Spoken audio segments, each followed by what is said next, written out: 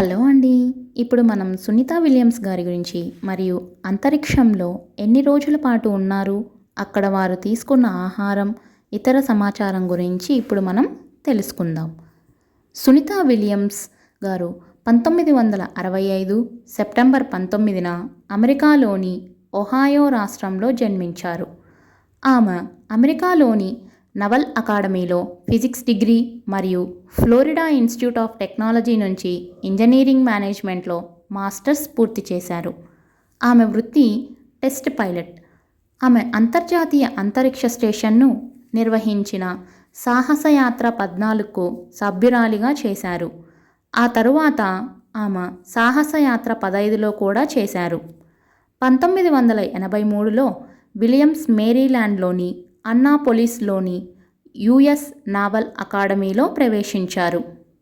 ఆమె మరో నాసా వ్యోమగామి బారీ విల్మోర్తో కలిసి అంతరిక్ష కేంద్రంలోకి 2024 జూన్ 5న కేవలం 10 రోజుల మిషన్లో భాగంగా ఈ యాత్రను చేపట్టారు.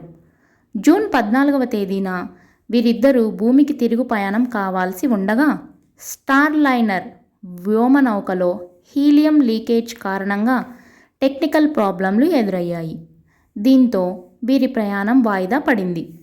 ఆ తరువాత జూన్ 26న వీరి ప్రయాణం మళ్ళీ ఖరారు చేస్తూ నాసా ప్రకటించింది. మళ్ళీ ఈ ప్రయాణం కొన్ని కారణాల వల్ల వాయిదా పడాల్సి వచ్చింది. చివరకు సెప్టెంబర్ 7న సునీత విలియమ్స్ బారీ విల్మోర్ లేకుండానే బోయింగ్ భూమి మీదకు వచ్చేశారు. వారు 9 నెలల నిరీక్షణ తరువాత అంతర్జాతీయ అంతరిక్ష కేంద్రం నుండి 2025 మార్చి 19న సురక్షితంగా భూమిపైకి చేరుకున్నారు. జనవరి 2025 నాటికి సునీత విలియమ్స్ గారు మొత్తం 62 గంటల 6 నిమిషాల పాటు 9 స్పేస్ వాక్స్ చేశారు. దీంతో ఆమె మహిళల్లోనే నెంబర్ 1 స్థానంలో నిలిచారు. అత్యంత అనుభవజ్ఞులైన స్పేస్ వాకర్ల జాబితాలో 4వ స్థానంలోకి నిలిచారు. కల్పనా చావ్లా గారి తరువాత అంతరిక్షంలోకి వెళ్ళిన 2వ మహిళగా సునీత విలియమ్స్ గారు ఉన్నారు.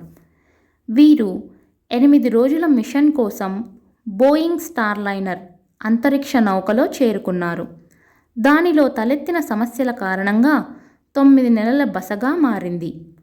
వ్యోమగాములు సురక్షితంగా తిరిగి రావడానికి నాసా స్పేస్ ఎక్స్ సహకారంతో 2025 మార్చి 15న క్రూ 10 మిషన్ను ప్రారంభించింది. వారు 286 రోజుల అంతరిక్ష ప్రయాణం చేశారు. ఈ కాలంలో వారు శాస్త్రీయ పరిశోధన, నిర్వహణ కార్యకలాపాలు, సాంకేతిక ప్రదర్శనలకు దోహదపడ్డారు. అంతర్జాతీయ అంతరిక్ష కేంద్రంలోకి ఆహారంగా వారికి పిజ్జా, రోస్టర్ చికెన్, రొయ్యల కాక్టైల్స్ వంటి pre packaged comfort foods, fridge dried పండ్లు, కూరగాయలు అందుబాటులో ఉన్నాయి. తాగటానికి అవసరమైన నీటిని వ్యోమగాములు తమ మూత్రం మరియు చెమటను శుద్ధి చేసి తీసుకుంటారు. ఇన్ని నెలల తరబడి అంతరిక్షంలో నివసించటం వల్ల వీరికి కొన్ని అనారోగ్య సమస్యలు కూడా ఎదురవ్వచ్చు. కండరాల సమస్యలు, ఎముకల సమస్యలు, దృష్టి సమస్యలు వంటివి శారీరక సవాళ్లు కూడా వారు ఎదుర్కోవాల్సి వస్తుంది. తిరిగి వచ్చిన వీరిని అంతరిక్ష ప్రమాణాల భౌతిక ప్రభావాల నుండి కోలుకోవటానికి నాసా వారు 45 రోజుల మిషన్ తర్వాత పునరావాస కార్యక్రమాలకి తరలిస్తారు. సునీత విలియమ్స్ గారికి 2008లో భారత ప్రభుత్వం పద్మభూషణ్ పురస్కారాన్ని కూడా అందజేశారు. అయితే సునీత విలియమ్స్ గారు మాత్రం ఈ 9 నెలల రోజుల్లో పాటు 16 సూర్యోదయాలు, 16 సూర్యాస్తమయాల్ని రోజులో చూశారంట. ఇది ఎలా సాధ్యమో మనం కూడా ఇప్పుడు తెలుసుకుందాం. ఒక్క రోజులో 16 సూర్యోదయాలు, 16 సూర్యాస్తమయాలు ఎలా చూశారంటే వీరు వెళ్ళిన అంతర్జాతీయ అంతరిక్ష కేంద్రం ఐఎస్ఎస్ స్పేస్లో ఉంటూ భూమి చుట్టూ వేగంగా తిరుగుతుంది. ఇది భూమి చుట్టూ ఒకసారి పరిభ్రమించడానికి సుమారు 90 నిమిషాల సమయం పడుతుంది. ఈ లెక్కన అంతర్జాతీయ అంతరిక్ష కేంద్రం 24 గంటల్లో సుమారు 16 సార్లు భూమిని చుట్టేసి వస్తుంది. ప్రతిసారి భూమి చుట్టూ తిరిగేటప్పుడు ఒకసారి సూర్యోదయం, ఒకసారి అస్తమయం కనిపిస్తుంది. ఇలా స్పేస్ స్టేషన్లో ఉన్నవారికి 24 గంటల్లో 16 సూర్యాస్తమయాలు, 16 సూర్యోదయాలు కనిపిస్తాయి.